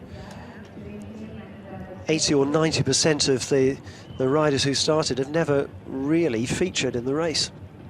I think that's because Europe are so strong. I think it's just one from outside Europe in the top 12 of the rankings, the world rankings. So it's a very, those at the top are very strong. Not all of them, of course, are here, and the rest, well, just not exactly making up the numbers, but are here for the experience and to perhaps improve bit by bit. And that's the gap. They can see their compatriot. I wonder whether they are pulling him in a little bit. Flückiger and Geiger working together. Well, Schurter rated 2 in the world, Geiger 4th, Flückiger 8th. So you get a kind of vision of the order that they should theoretically finish in. Manticon for Spain is ranked 10th in the world, quickly got left behind. And the Swiss now dominating. But the other 2 who have been in contention for a long way, Kirschbaumer of Italy is ranked 22 in the world, and Sink for the Czech Republic, who's done so well here this afternoon, is 31st. And even in today's race, they were some way down the list, so I think they've exceeded themselves to go so well here today and give the Swiss a race for so long. Well, it's almost desert-like, isn't it, in that section? Come on, let's go. Catch them. There is undergrowth all around. In fact, I saw some of the technical team out with the lawnmowers on that kind of very dry, brambly sort of grass, just to make sure it's all tidy for the event. And by the technical zone, as you can see, they'll come back round that again and can take on more water. And yet more effort. I think he's trying to just eke out the lead. He'll be able to have a little look across to his left. There you go. He'll know just how far it is to go. And a little pause in the intensity as they get some water on board, spray themselves to cool themselves down as well. But it's still about 20 seconds, isn't it? A lot of ground to make up now. And it does appear that the Swiss have one hand on all 3 medals here, barring an accident on the last lap and a bit. Will gold be going to Schurter? Yep, there's the man who is in the box seat at the moment. Towards the second half of this penultimate lap then, up the ridge down towards the technical area. See the white caps on the lake behind with the wind whipping through this valley. It's going to be a bit of an issue for the shooters, I think, later on in these European Games. But that's not a concern here today. Over the crest of the hill he comes. He'll hardly pause. There he goes, straight down, hands on brakes. A little wobble at the top, but he does ever so well. And straight back up the hill again. It's a real tight V-shape, that technical section. So important not to let the concentration drop here. He's got a long lead, as you say, probably about 20 seconds. And of course he'll be thinking, do I just take it easy through the technical bits, or do I go for it as if I've got half a dozen rivals close behind me? But all the time, concentrate, concentrate. Don't let your mind wander. Just watch the muscles, all working in unison. Goodness me. What muscles on those legs, because that's their engine, and they're finely tuned as well. That's why it was after the 6th lap. Remember, that was half a lap ago. We think it's still around 20 seconds, but we'll see shortly. Rosa Fontana a little bit further down the French, not really with a challenge, a bit like the women's race. Hasn't really been their day. And the Spanish, as you saw, 2 of the 3 Spanish in the race occupying 7th and 8th places, but never really in contention. A long way behind the first 5 for most of the race, and even the 4th and 5th riders have found it hard going for the last lap. Well, there he goes, up and away. And where are the chasing pack? Well, not in that shot. That shows how far behind they are. Very soon this will be over. Another lap to go.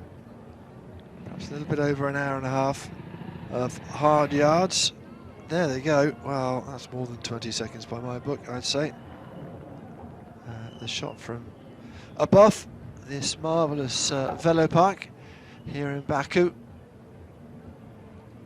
And the 4th and 5th have dropped some 20 seconds behind the first 3 now, so Sink and Kirschbaumer, who did so well for so long, and then it's a minute and 20 seconds to Marot of France, who's continuing in 6th place, then the 2 Spaniards.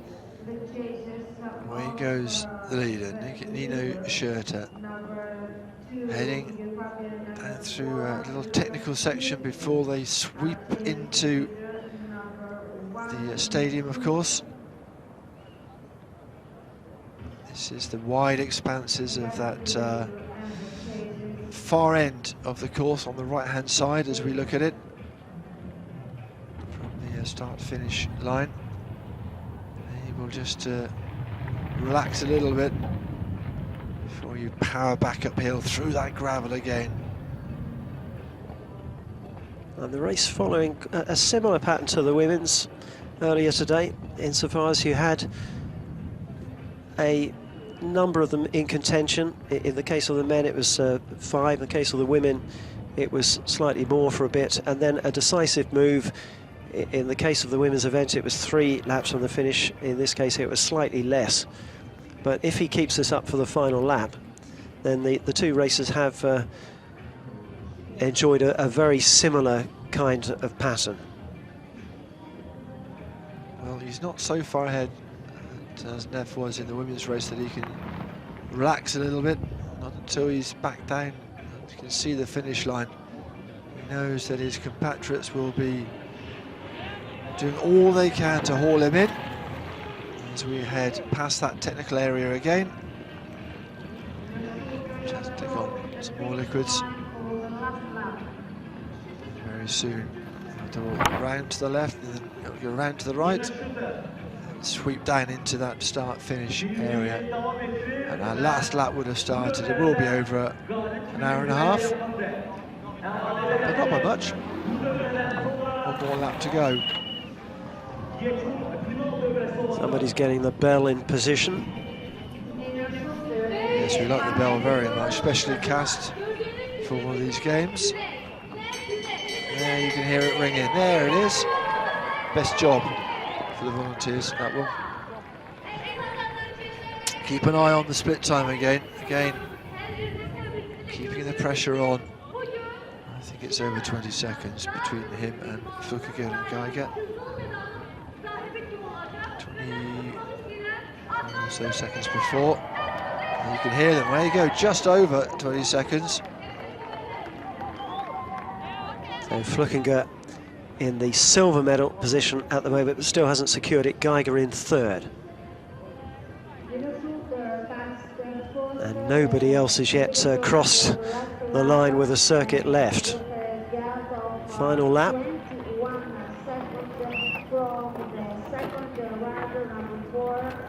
Here's the leader, and the gold medal almost in his grasp now, 21 seconds ahead of his compatriot Flukiger. Geiger just 3 seconds behind him. So, as with the women's event, the battle for silver and bronze still very alive, going on to the final lap. 3 seconds the difference, which is probably not significant at the moment. There they are, looking just a little bit further behind Geiger. Kirschbaum has just gone through. So over a minute behind in 4th place. On this final lap, hour and a half gone then. And he's looking to get it done in a hurry, isn't he, Nino Schurter? He will be able to have a little look and see if there's anybody anywhere close to him. Watch the front suspension prongs on here, on this bike here, doing their job. Carbon fibre frame, carbon fibre disc brakes. As many gears as you'd like, and tens of thousands of euros to get you to this stage.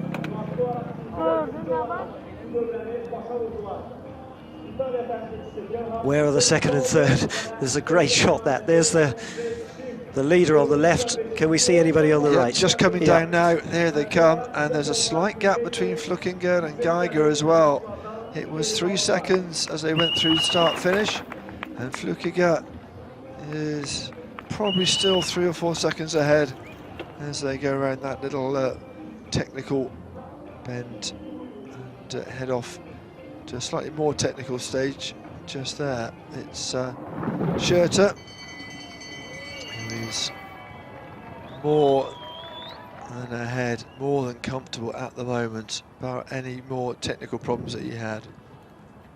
So Swiss 1st, 2nd and 3rd, and Kirschbaum and Sink, who had a good time of it for the first 5 or 6 laps, found it hard going since then, and the rest have never really been in contention. Not really at the races.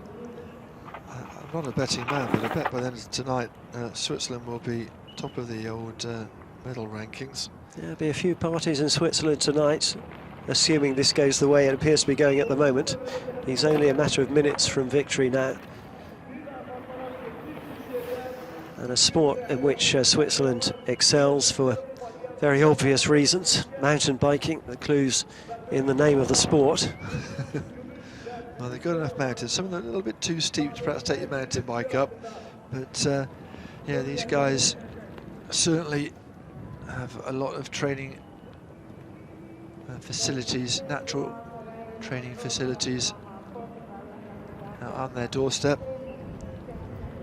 This has been a thoroughly convincing performance, though, because it hasn't been without its flaws, but he's overcome those and has still managed to put the best part of half a minute between him and everybody else, including... I just wonder whether he knew he had a problem. He put, again, using the Formula 1 analogy, he put enough distance between him and his rivals just to get that pit stop in, to get that fix done. We'll hopefully find out after the medals, when we get, after the race is finished, we get some interviews. At the moment, we're on that far left-hand side of the course as we look, and they're just heading back towards that ridge and the second part of the course, that very steep technical part of the course still to come. Only 11 athletes have come through for the last lap yet. That's how far ahead he is at the moment. So Schurter, Flökinger, Geiger, Kirschbaumer of Italy, Sink of the Czech Republic. Then we have the Spaniard Coloma Nicolas. Then we have Marot for France, Manticon for Spain, Fontana for Italy, Rosa for Portugal, and in 11th place we have Lou from Estonia, who's always been well back from the word go, but is still going and holding 11th place with a lap remaining. So Schurter within a matter of seconds now from the winning line, and the Swiss appearing to have both gold and silver and indeed bronze waiting for them. Doesn't want any water, does he? Oh yes he does. He's just waited for that'll go, I think probably, oh no, he's just dropped it. Sometimes they switch. You see a water bottle on their bikes, but no, he's happy enough. I'll be back soon enough around the other side of that technical area. Hour and 35 on the clock. And just caught the shot of the finishing area, which is right next to the shooting arena here at Baku, which we'll see in action later on in the fortnight of the European Games. But the men's mountain bike is going the same way as the women's mountain bike. It's heading to Switzerland. And Nino Schurter, 3 times world champion, looks set to add another medal to his glittering list of achievements during a career which probably still has a few years left to run. Flökinger and Geiger have been fighting out silver and bronze for the last couple of laps since Schurter made his move. And it was a move that was so decisive, it finished the race off in a matter of 6 or 7 seconds. One moment he was still with the pack, the next moment the race was as good as his. Got through that last technical section with aplomb, no problems there. Now really it is a procession surely back to the line and to gold. Here's the chasing compatriot Lucas Flökinger, and behind him Fabian Geiger. Geiger just dropping off a little bit behind his older compatriot. But this is the man at the front, Nino Schurter, who's really shown authority and class, and even though he's had a few technical problems, the pure power of the man is very impressive indeed. Beautiful setting here, as you can see. The Swiss first, second and third. Italy and Czech Republic both did well, but when the pressure was applied with 2.5 laps to go, the Swiss cream rose to the top. Yeah, And as you can see, a bumpy, rocky ridge. There's a little bit more of that to go, and then they'll start zigzagging their way back towards the start-finish line. Downhill for the most part. This is where he made his break, and this is where he's still riding hard. Well, he lists skiing and cooking, Yes, as his army said. He could probably ski down from here and probably be celebrating by cooking a nice meal tonight, or maybe get somebody else to cook it for him, I suspect. A good day's work. That was Kelechi, who was being lapped by the leader, Schurter, and he's in 25th place. And he will probably be confirmed 25th now he's been lapped. So that's just how fast he is at the moment. We have to wait until the ceremony. Dusty, the kit, but certainly functioning well. They've got a special area right by the tented pit area where it's for washing the bikes. They've got some power hoses there. It doesn't take long to get back into pristine condition. Just to remind ourselves that there have been other competitors in the race, been dominated by 5 of them. Well, for some of these competitors, like you say, it is just about being here, getting some experience, and coming back again another time, being in that environment. Some of these guys will be stepping up, of course. They've got some real youngsters in this field.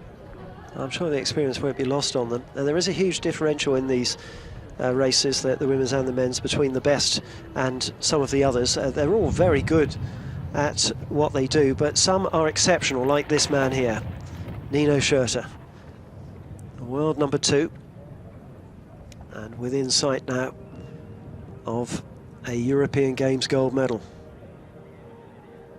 Chased by 2 fellow Swiss who have not really been close enough to threaten him over the last couple of laps. It's the Latvian Martin Liu. Looks like he's suffering a little bit in the heat and the dust. And you said in sight, literally in sight of the finish line. Just a little way to go, but it's surely in the bag now for Nino Schurter. Once more over that left hand, over the rocks he goes. You can hear the public address at the start-finish line calling his name. Back round the technical area again. You can see the others up on that ridge a long way behind. The jump, the technical area, he won't be bothering with anything from there. Just a high five to his team. Down he comes. He can feel the gold medal almost around his shoulders already. The flags of all these different nations fluttering around this start-finish line, but that won't be of any concern to him. Like Yolanda Neff in the women's race, it'll be the flag on his chest that will be giving him all the pride. Down he goes, last little jump into the start-finish area, a chance just to ease off the brakes. A celebratory salute from Nino Schurter, who takes gold in the men's mountain bike cross country here at the European Games. How far behind will his compatriots be? They are still on the track, but not far behind. The last couple of corners, it looks like it's going to be Flukiger who comes down, and then Fabian Geiger continues the Swiss success. It's a clean sweep of medals for the Swiss here, and the Swiss flag waved by Geiger, just half a minute behind Schurter. So it is Switzerland first, second and third, gold, silver and bronze. Well, that was always a possibility. They had the 3 top rated cyclists in the race on UCI rankings, but they've done the job. It was no formality. Schurter ranked 2 in the world, Flukiger 8th, and Geiger 4th, and the only 3 riders in the race who were in the top 8, and they've finished not quite in the order that the rankings might suggest, but all 3 are in the medals, which is what they would have been looking for. Yes, and a healthy bonus for the team manager, no doubt. They'll be celebrating, I'm sure, long and hard into the evening. Some of the first athletes of this European Games to be finished. They didn't get to see the opening ceremony. They had to stay and get an early night, get themselves ready. You can see the Spanish athletes still hard at work on the track. Coloma and Gutierrez. Kirschbaum of Italy. Yep, the Italians taking fourth. And when we last saw Sink of the Czech Republic was fifth. It would be nice to see him get fifth place because he had an excellent time of it until the pressure told on the last couple of laps. Yeah, Schleckner of Italy started off well in the women's race and ended up in fourth place, and Kirschbaum, well, virtually a carbon copy, fourth place for him as well after a very promising first few laps. Oh, I'll say finish, time for a few victory photographs from Schurter, Flukiger and Geiger. I'm sure the Swiss press will be full of all this, if not the front pages, certainly the back pages. Sink. There's Sink going through as well in fifth place. Oh, an excellent race. The organisers to be congratulated because it's been a good event, this one. A nice start to the European Games. And that's confirmation of how they finished. Schurter from Flukiger, from Geiger, Switzerland 1, 2 and 3. And look how far behind Kirschbaum was for Italy, Sink in fifth as well. They still will flood in, but the important stuff has already been decided. The medals going to Switzerland. Spanish never really got into contention. You saw a brief picture of them continue on the course. They have crossed the finishing line now, so has Marot of France, but it was hard work for all three Spanish riders almost from the start. They had the chance to take advantage of a good position early on, but by the time they'd done the first mini circuit, it was all over for them. They found the leaders just going too fast and never got into the race. Yes. But at least they did keep going to finish behind the first five who dominated the race. Manticon finishing sixth, Coloma Nicolas seventh, and Marot for France was eighth. But this is the man who led them. Despite an odd hiccup or two along the way, it was an easy victory in the end, and look what it means to Nino Schurter of Switzerland, the 29-year-old. He's won a lot of races. He's got 2 Olympic medals in the locker, but this means a lot to him as well, I think it's fair to say. And it's really nice to see him taking time out to sign a few autographs for the locals, because hopefully they'll be enthused by this and take up the sport as well, if they haven't already, of course. Well, I'm sure some of these will be inspired. Look at that, a few pictures as well. That's going to be blown up and put on the wall, I reckon, for that young fan. And a satisfactory result to both events, the women's and the men's, because the outstanding women's number one won by what appeared to be half the track in her event. And in the men's event, the world number 2, in the absence of the world number 1, has won comfortably. Martin Liu might be the next one across. Yep, there he is. And that's Rosa was ahead of him, the man who led for a while, but had a problem. I think something happened. I think the chain probably came off. Is probably what happened from what we could see. It was an early disaster for him, wasn't it? Because he tried to take control very early on. Of course, at that point there were still 7 or 8 laps to go, so you can't say how long he would have lasted there, but it wasn't really what he had in mind when he tried to get a grip of the race from the front. Well, as you can see, we are gently inching the first 3 towards the cameras, and hopefully soon we'll be able to hear from these guys. Of course, they are very much in demand. This is Zsolt Juhász of Hungary, and all on his own around this course, the 24-year-old. And certainly isn't going to be anywhere near, I think probably about 18th or 19th for him. Special Swiss Baku 2015 shirts have been lucky shirts for the Swiss. Marek Konwa of Poland next to come through. Poles quite a strong nation in terms of this, but certainly not been their day today.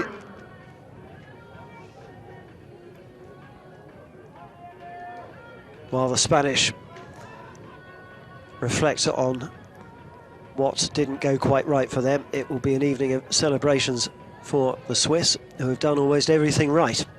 What a day for them. Absolutely. More athletes coming through.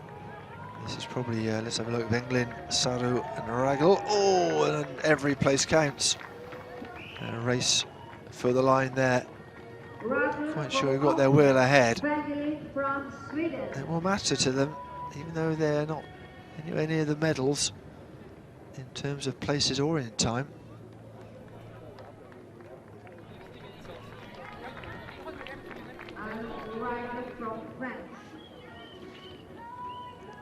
Rysenko of Ukraine.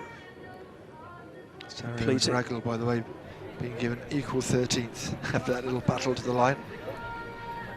Some of the athletes absolutely exhausted after this. The Swiss look as fresh as a daisy. There's our Hungarian, Juhas.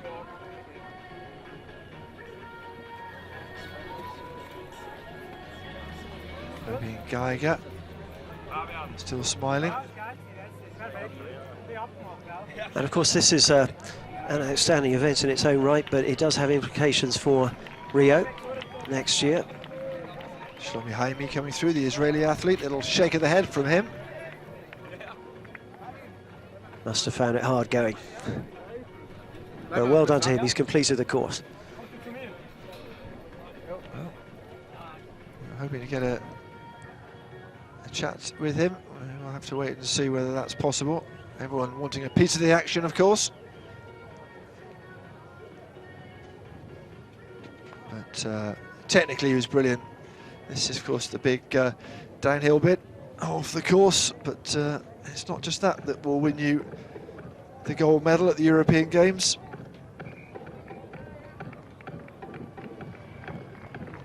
So dusty.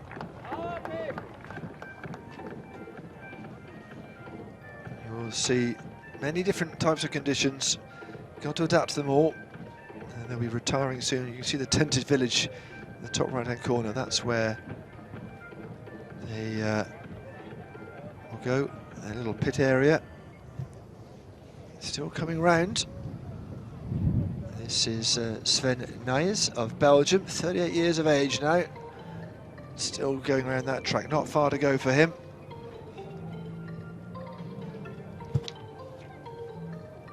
Drechou of France was there for a long way. Helmig of Luxembourg still going, number 21. But these have finished many minutes behind the three medalists from Switzerland. This is a good part of the course as well, sweeping down. Having to make sure you use all of the course to get yourself around that sharp left-hand bend.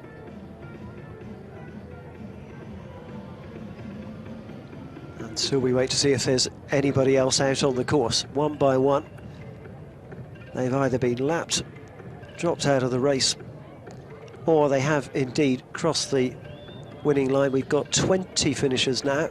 I think we've about 3 more to come. Yep. Drechou, Nys and Christian Helmig as well. This is Helmig here from Luxembourg. And then I think we're more or less done, if truth be told, because those who've been lapped already have their places. That's the view over the track. It's the climb they had to make early on, of course, in the laps that they took, 8 laps plus that little early loop. And we'll be getting ready, hopefully, to talk to some of these athletes, but also the medal ceremony coming up shortly as well, so do stay with us for that. It's all a bit of a scrum down there at the moment. Here we go, one more. This is Sven Nys. think we were missing one. Well, at least he wasn't lapped. That's one little bit of pride you can hang on to. And he's the one remaining piece of the jigsaw to be put in place. And we've now accounted for every single starter. Either finished or have been lapped. But the focus now will switch, of course, back to our Swiss athletes who have swept the medals here. Here's confirmation. Nino Schurter. Actually, Flukiger managed to pull some time back on him, but was still 13 seconds behind. I think Schurter enjoying the celebrations in the home straight. Fabian Geiger 33 seconds behind Schurter, and then a big gap to Kirschamber and Sink, and the Spanish contingent 6th and 7th, but look at that, 7th place is 3 minutes and 4 seconds behind. And then, well, all the way down to 23rd, unlapped, but look at the difference in time between the top and 16th. Sergei Rosenko of Ukraine, 7 minutes and 33 seconds behind.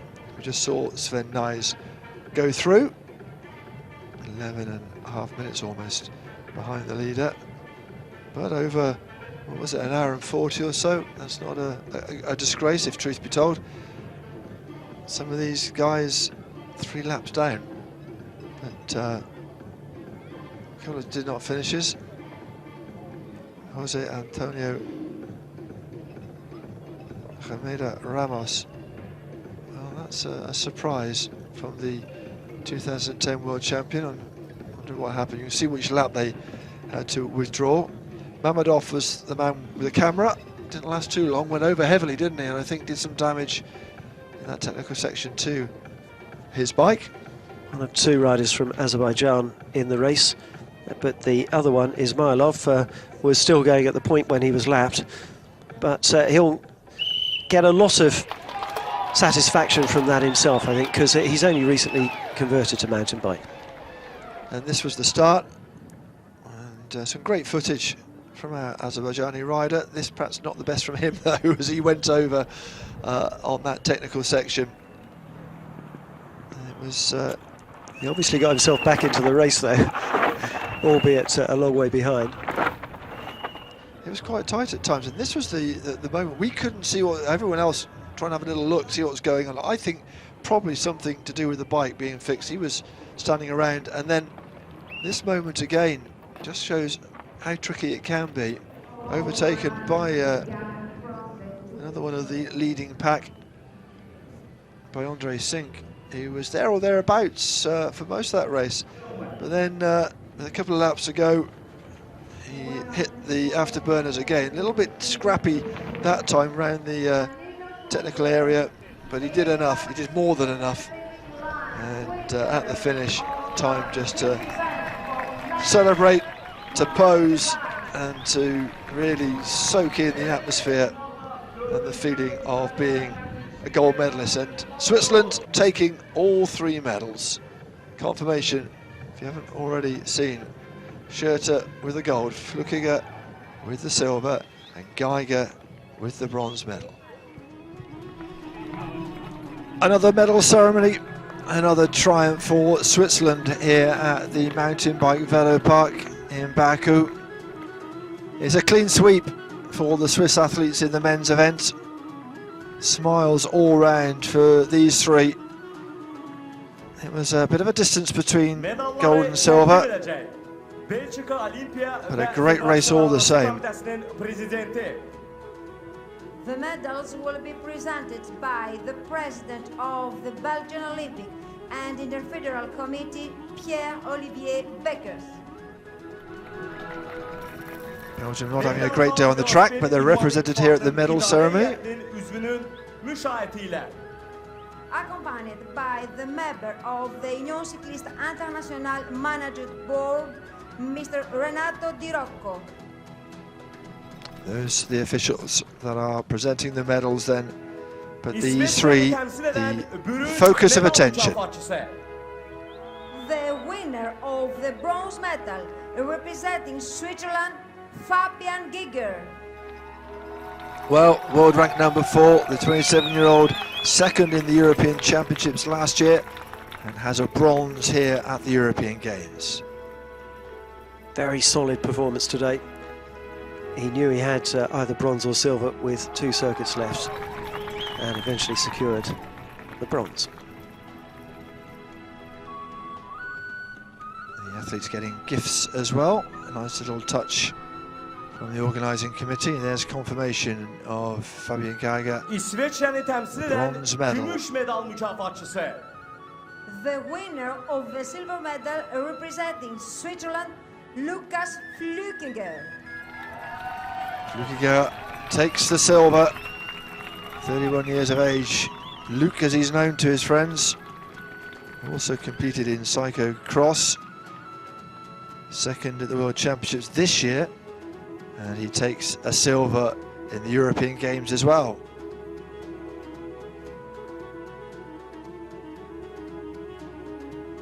And every reason to be pleased with that. He's finishing silver ahead of his compatriot. Ve nihayet kızıl medalın sahibi ve Avrupa oyunlarının şampiyonu İsveçre temsilcisi. Gold medalist and the European Games champion representing Switzerland, Nino. 2 Olympic medals. Now he has a gold in the European Games to go in that medals cabinet. 3 times world champion, 13 times World Cup winner. A man with a great pedigree in this sport, and he takes the top step of the podium for Switzerland.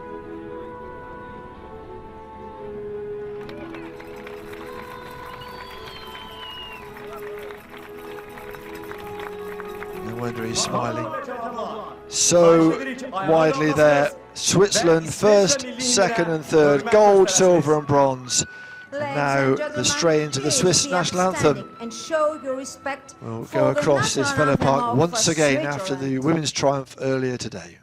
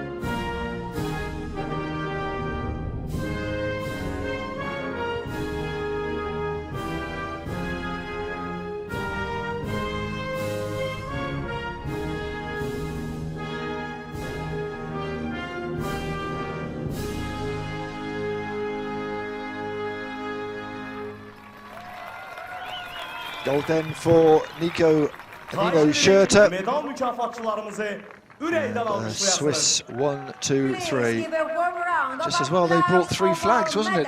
It's been a good day, hasn't it, for them?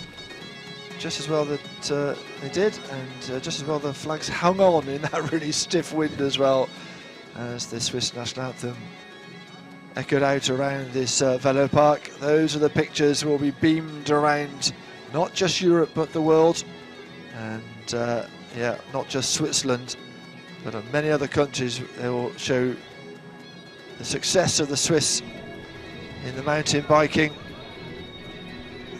The vast majority of medals here have gone to the Swiss athletes. And it is a tremendous achievement for one country to win a clean sweep of all the medals. So Switzerland can reflect on a really good day here at the velopark.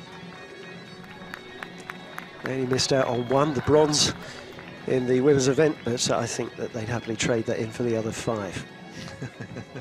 I think you're probably right. They will head off to the rather less glamorous surroundings of their little pit tent, but it doesn't matter. They've got that gold in their hand, and that's confirmation of how it finished. Nino Schurter with the gold, Lukas Flückiger with the silver, and Fabian Geiger not far behind. He gets the bronze. The rest quite some time behind. Look at that, 7.5 minutes. 16th place Sergei Roisenko. Even more for the rest. But they've taken part in a little bit of history. The first day proper of the European Games, and some of the first medals to be handed out as well. What an excellent start for the Games it's been too as well. The weather behaved itself beautifully. It's been a lovely day at the Velo Park. Well, windy, yes, but that just added to the challenge. And the top riders showed just how good they are at coping with not only the demands of the course, but also something like a 40-mile-an-hour wind coming in from the north, which will have added to the hazards today without any doubt.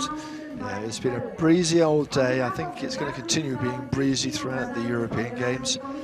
But it won't matter to the Swiss, because they are going home with a bit of extra baggage in their luggage. I'm sure it'll be in their hand luggage and nowhere else, and kept very close to their person. A clean sweep of the medals for Switzerland.